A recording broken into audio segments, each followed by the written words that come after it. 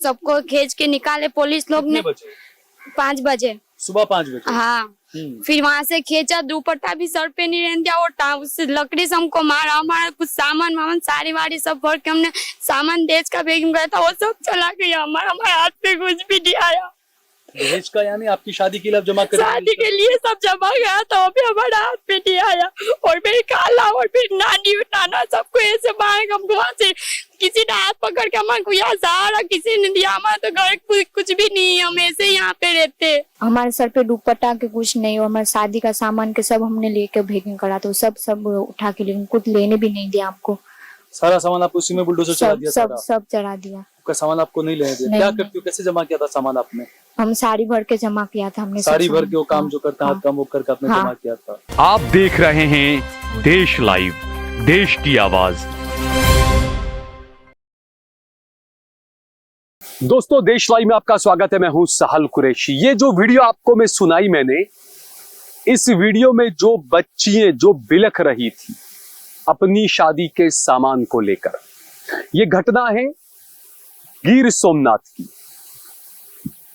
गिर सोमनाथ में जिस तरीके से, खासकर वेरावल में, जो कलेक्टर साहब ने आधी रात को घुसकर कई सारे मुसलमानों के, गरीबों के मकानों पर बुलडोजर चला दिया था। कई सौ साल पुरानी दरगाहों पर, मज़ारात पर, तुर्बतों पर, कब्रों पर बुलडोजर चला दिया था। और उस वक्त मैं वहां पर रिपोर्टिंग के लिए गया था।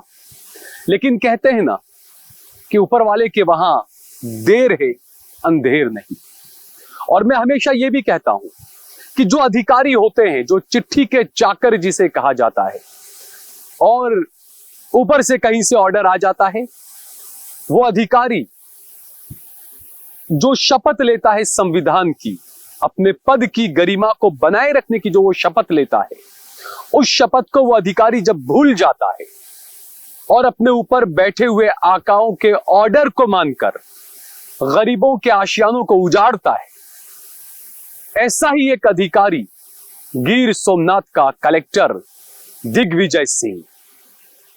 यह मैं इसलिए कह रहा हूं कि गुजरात के अंदर बीजेपी के पूर्व सांसद दीनू भाई सोलंकी, जिन्हें दीनू बोघा भी कहा जाता है, जिस कलेक्टर ने कुछ महीनों पहले सैकड़ों मुसलमानों को आधी रात को घरों में घुसकर डंडे मारकर पुलिस ने बाहर निकाला और यह कहा कि कलेक्टर साहब का ऑर्डर है, यहां पर बुलडोजर चलाना है। कलेक्टर साहब पहले गए थे और कहा कि नहीं हम डेमोलिशन करने वाले नहीं है, वो तो गवर्नर साहब आने वाले हैं, इसलिए सुरक्षा बढ़ाई गई। मुसलमानों को अंधेरे में रखा, मुसलमानों के मकानों पर बुलडोजर चलाए। वही गिर सोमनाथ के कलेक्टर दिग्विजय सिंह, अब उन पर 100 करोड़ रुपए का घोटाला लगा है। जिस दिग्विजय सिंह ने सैकड़ों मुसलमानों के आशियानों पर बुलडोजर चला दिया, मुस्लिम नौजवान बच्चियां जो अपने जहेज का सामान तैयार कर रही थी, उनके सामान पर भी बुलडोजर चला दिया। आज उस दिग्विजय सिंह का खुद का फार्म हाउस बताया जा रहा है तकरीबन 20 करोड़ का।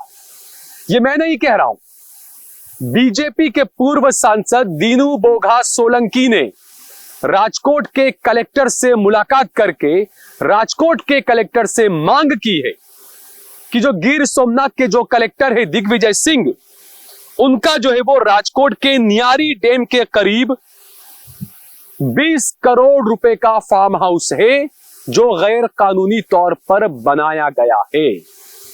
बीजेपी के पूर्व सांसद ने, बीजेपी के नेता ने कलेक्टर के खिलाफ यह आरोप लगाए।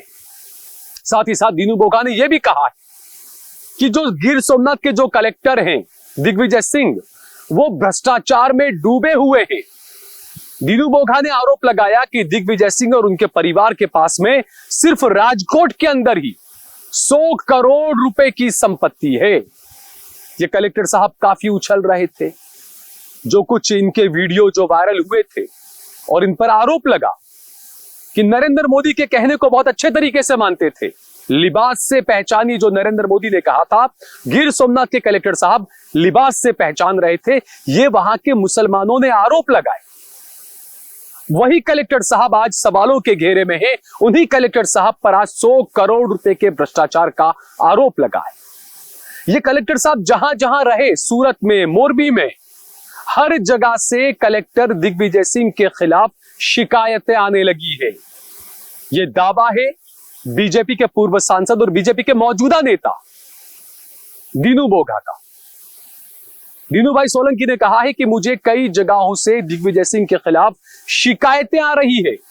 मोरबी में और सूरत में जब वो जहां पर उनकी पोस्टिंग थी वहां पर भी उन्होंने करोड़ों रुपए का भ्रष्टाचार किया है। और राजकोट के अंदर उनके परिवार के कई सारे लोगों की कई अलग अलग संपत्तियां हैं। इसका ब्यौरा भी बीजेपी नेता ने मांगा है। आप सोचिए, बीजेपी का नेता कह रहा है कि उन्हीं की सरकार में एक कलेक्टर, एक अधिकारी जो बीजेपी की सरकार के इशारे पर दादा का बुलडोजर चला रहा था, वो भ्रष्ट है। यह बीजेपी नेता का कहना है। साथ ही साथ यह भी सवाल है कि आखिरकार बीजेपी का नेता अपने ही सरकार में बैठे हुए कलेक्टर पर सवाल क्यों उठा रहा है। खबर यह भी है, जो दीनू बोघा है, उन्होंने भी गोचर की कई सौ करोड़ की जमीन पर या कई करोड़ की जमीन पर कब्जा किया था और वहां पर अपना फार्म हाउस बनाया था। उस फार्म हाउस पर बुलडोजर चलाने का काम यही कलेक्टर दिग्विजय सिंह ने किया। तो इस वजह से अब अभी तक यह था कि भाई मैं तुम्हारे कुकर्मों को छुपाऊंगा, तुम मेरे कुकर्मों को छुपाना। लेकिन जब दोनों एक दूसरे के दुश्मन बन गए तो अब दोनों एक दूसरे की पोल खोलने लगे। इसीलिए मैं कहता हूं कि पालनहार जो हम सब का एक पालनहार है, उसके वहां देर है अंधेर नहीं है।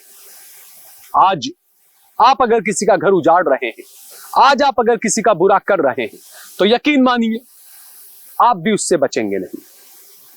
अब दीनू बोघा ने गुजरात के कांग्रेस के कई नेताओं पर भी आरोप लगा दिए। असल में जब सोमनाथ में जब बुलडोजर चला था कई सारे मजारों पर, मुसलमानों के मकान पर, ताहिर हकीम साहब एडवोकेट हैं गुजरात हाईकोर्ट के, और समस्त पटनी समाज और अलग अलग 3 अर्जियां सुप्रीम कोर्ट में हुई थी इस बुलडोजर के खिलाफ। इन्हीं में से एक मामले के अंदर जो गिर सोमनाथ के कलेक्टर हैं दिग्विजय सिंह जडेजा, दिग्विजय सिंह जडेजा ने सुप्रीम कोर्ट में एक हलफनामा दिया, एक एफिडेविट दिया और यह कहा कि मैंने जो भी कार्रवाई की है मैंने कानून का पालन करते हुए की है। मैंने नोटिस भी दिया था, मैंने नोटिस चिपकाए भी थे, मैंने सब कुछ किया था। लेकिन बाद में यह आरोप लगे कि कलेक्टर साहब ने सुप्रीम कोर्ट में गलत एफिडेविट दी है। जी हां, गलत एफिडेविट दी है, यह आरोप दिग्विजय सिंह जडेजा पर लगा। उन्होंने किसी को नोटिस नहीं दिया था। उन्होंने मुसलमानों के मुंह पर झूठ बोला कि नहीं हम डिमोलिशन करने वाले नहीं हैं, लेकिन उसके बावजूद डिमोलिशन किया गया। नोटिस नहीं दिया किसी को और सुप्रीम कोर्ट में झूठा एफिडेविट दिया कि हमने तो सब कानूनी कार्रवाई की है, कानून के तहत किया है। दीनू बोघा सोलंकी का यह आरोप है कि सुप्रीम कोर्ट में हलफनामा देकर दिग्विजय सिंह फंस गए हैं गिर सोमनाथ के कलेक्टर, और इसीलिए उन्होंने कांग्रेस के कुछ नेताओं से कहा है कि आप मुझे बचा लीजिए। अब इस आरोप में कितनी सच्चाई है ये तो कांग्रेस जाने, वो कलेक्टर साहब जाने, ये जांच का विषय या जो ये लोग वो देखें। लेकिन जब सवाल उठता है तो जवाब देना लाजमी हो जाता है। जवाब कांग्रेस के नेताओं को भी देना पड़ेगा। और जो दीनू बोघा सोलंकी जो बीजेपी में है और बीजेपी में रहकर ये तमाम चीजें कर रहे हैं, उन्होंने तो यह आरोप भी लगाया कि जो गिर सोमनाथ का जो कलेक्टर है, कोडीनार के आसपास जो 24 सीटें थी, जो नगर पालिका महानगर पालिका जो चुनाव हुए, 24 में से 20 सीटें बीजेपी ने जीती है। दीनू बोघा का आरोप है कि कलेक्टर दिग्विजय सिंह ने कांग्रेस के नेताओं से कहा था कि आप मुझे इस हलफनामे के मामले में बचा लो, जो मैंने हलफनामा, जो गलत एफिडेविट मैंने सुप्रीम कोर्ट में दिया है, आप मुझे उसमें बचा लीजिए। सोमनाथ के मुसलमानों को समझाइए आप और मुझे उसमें बचा लीजिए आप। अगर आप मुझे उसमें बचा लेंगे तो मैं 24 के 24 सीटें आपकी झोली में डाल दूंगा। यह दीनू बोघा का आरोप है कि उन्होंने, ये कलेक्टर ने ऐसा कहा था। अब ये आरोप में कितनी सच्चाई है मुझे नहीं पता। अमूमन होता तो ये है कि जो कलेक्टर होते हैं, जो अधिकारी होते हैं, ज्यादातर वो सत्ता पक्षी गोद में जाकर बैठते हैं। वो सत्ता पक्ष को ही कहेंगे कि भाई हमें बचा लीजिए, हमने आपके लिए ये काम किया, हमने आपके लिए वो काम किया। लेकिन अमित शाह और नरेंद्र मोदी पर जो गुजरात में रहते हुए अधिकारों के इस्तेमाल पर जो अधिकारी थे, आईपीएस अधिकारी, आईएएस अधिकारी, जिनके इस्तेमाल के जो आरोप लगे थे, उन तमाम अधिकारियों को जेलों में जाना पड़ा था। हर अधिकारी को इस बात का ख्याल रखना चाहिए कि सरकारें बदलती है और एक बार जो कानूनी तलवार जो लटक जाती है ना, वो तलवार हमेशा लटकी रहती है। और आपने अगर संविधान को और कानून को साइड में रखकर अगर आपने सिर्फ सत्ता पक्ष के अपने आकाओं के लिए अगर काम किया है तो आप भी नहीं बचेंगे, आपका नंबर भी जरूर आएगा। और ये तो गुजरात के अधिकारियों का इतिहास रहा है, ये तो नरेंद्र मोदी और अमित शाह का भी इतिहास रहा है। किसी को बख्शा नहीं गया है।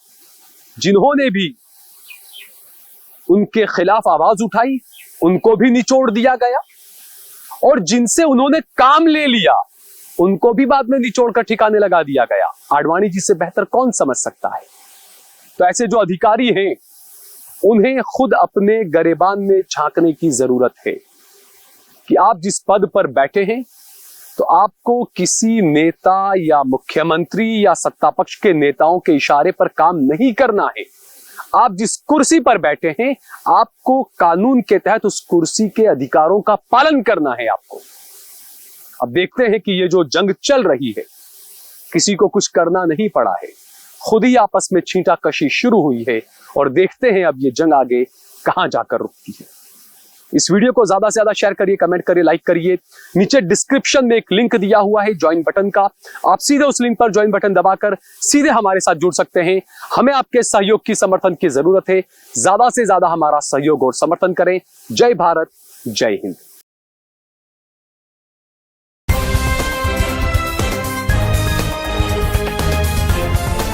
देश और दुनिया की तमाम छोटी और बड़ी खबरों के लिए हमारे चैनल को सब्सक्राइब करना न भूलें और बेल का बटन जरूर दबाएं।